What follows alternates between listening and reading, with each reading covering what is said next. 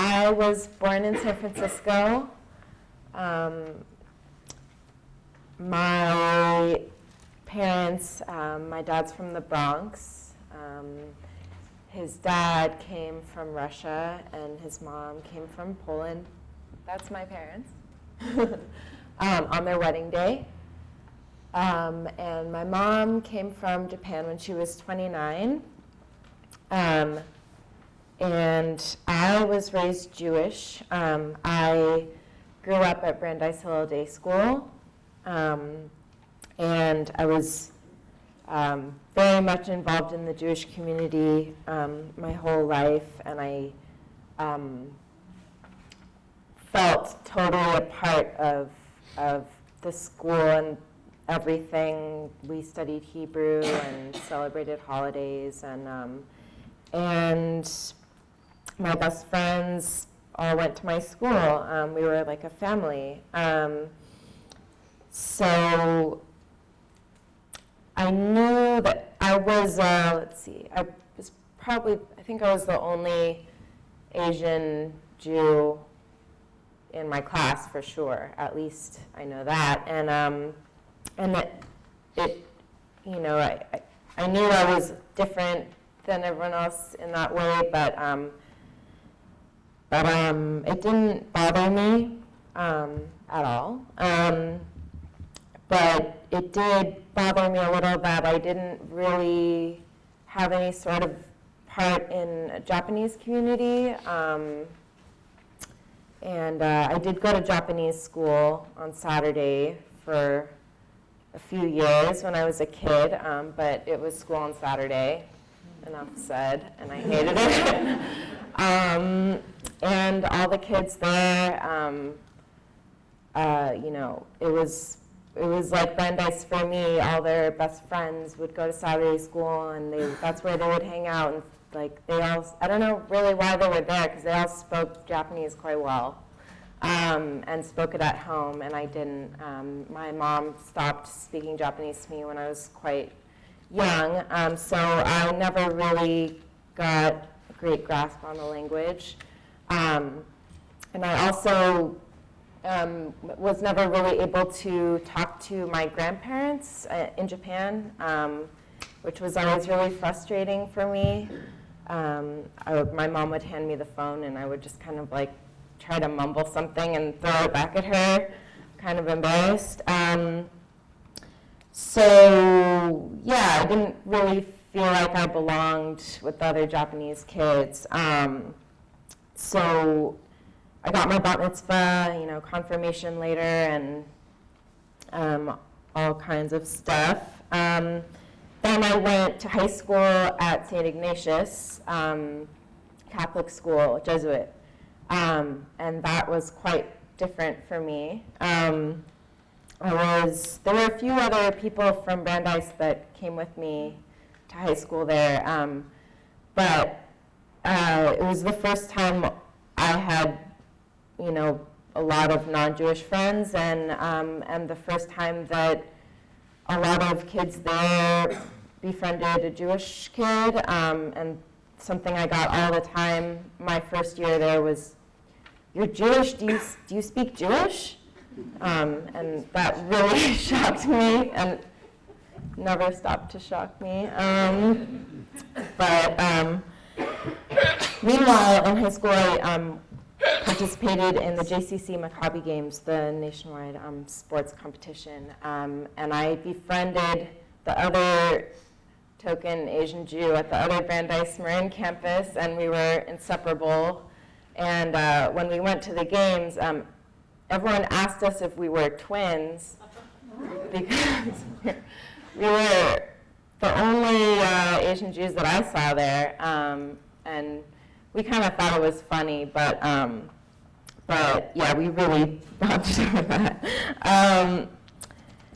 Then I went on the birthright trip to Israel, and it was really interesting because I was on a bus full of Americans, many of whom hadn't really been raised Jewish, and pretty much all of them were really surprised that I was there, and were very curious and asked me how I was Jewish. And I would say, well, I was raised Jewish. And they're like, well, where's your mom from? Where's your dad from? And then once they figured out that my mom came from Japan and she later converted, that they could make sense of it in their minds. They were like, oh, okay, so your mom converted, and that's why you are here. But I always kind of felt like I had to prove it to them. And I had a similar experience of going to Israel, like as Kim was saying, that Israelis didn't really think twice. They didn't seem to think twice about my heritage. It was pretty normal for them, which I think is pretty interesting because, yeah, they very diverse Jewish community there. So then in 2009, I finally took a trip to Japan with my mom, and we visited my grandmother, and I still couldn't really communicate with her, so my mom partly acted as translator while we were there, and partly we just kind of sat with each other. But it made me really sad that I didn't really know anything about her, and that I didn't really know anything about my mom's life in Japan, which she'd been there for 29 years. She grew up there, and so my mom took me around to all her old spots where she went to school, where she grew up, where she used to live with her first husband, and it felt really good to finally hear some stories about her and her mom. And you know, I think having kind of a foot in different communities, it really. I read this book, a memoir by Marjorie Agosin called Always from Somewhere Else, and it was a memoir of Marjorie Agosin's Chilean Jewish father and their family history. And the title really speaks to me in the whole book of just about how they felt like they belonged everywhere and nowhere at the same time, which I feel like is really true. When I think of the word identity, I think of me. I think that's what most people think of when they think of the word identity. But when I looked it up in my trusty American Heritage Dictionary, it said something different. It said that identity is the set of characteristics by which a thing is recognized or known, the set of behavioral or personal traits by which an individual is recognizable as a member of a community.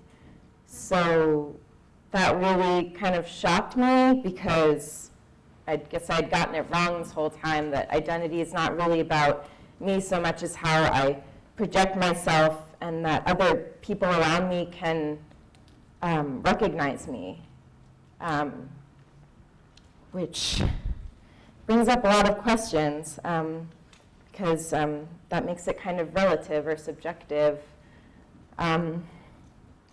especially if someone might not recognize you as a member of that community based on appearance or what have you.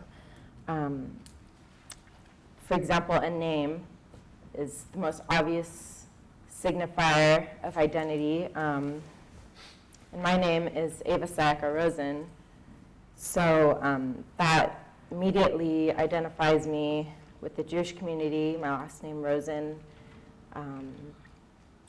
My middle name Sayaka identifies me with the Japanese culture. But yeah, I've always felt that feeling of not completely belonging in one place, but sort of belonging in a lot of places. But I feel like I definitely fully belong here in this room with all of you guys. And I don't know what my journey is or what I'm trying to say, but it's obviously, I haven't reached an end of any sort of journey yet. And Jews have been known to travel, and it's in our nature to journey, and it's nothing new. And I know it'll keep going in the future, so maybe just a new direction. But